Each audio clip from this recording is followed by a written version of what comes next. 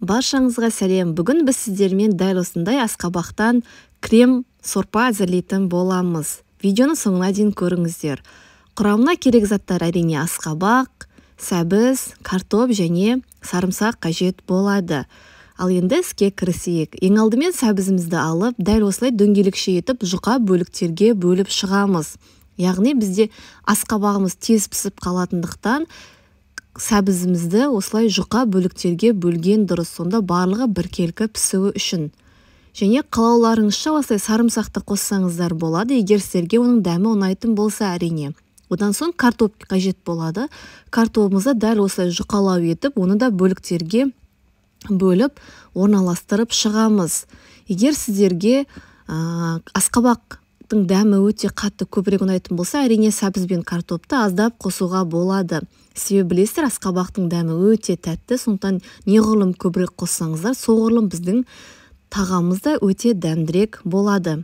Міне асқабағымызды да, оны да бөліктерімізге бөліп алып, табамызға орналастырып шығамыз. Енді оның үстіне зәйтүн майын аздап қосып шығамыз және паприканы қосамыз үстіне. Одан соң кез келген дәмдеуіш қолдануға болады. Мен мұнда базиликті қолдандым және татымына қарап тұзды да қосып шығамыз. Міне барлығы дайын болды. Енді осыны 180 градус пеште 40 минуттай пісіріп аламыз. Барлығы жұмсақ болып піскенде көз жеткізуіміз қажет. Міне біздің көкөністеріміздің барлығы дайын болды. Енді ыдысымызға сарымайымызды салып, оны ертіп аламыз. Және піскен көкөністерді блендердің ыдысына салып, жақсылап біркелкі масса болғанша осылай езіп алатын боламыз. Міне массамыз дайын болды. Енді еріген сарымайымыздың үстіне осы массамызды қосып, үстіне қайнап тұрған суымызды құйып шығамыз. Әрине қарайсыздар, қатты осындай қою болғанша суымызды құйып шығамыз.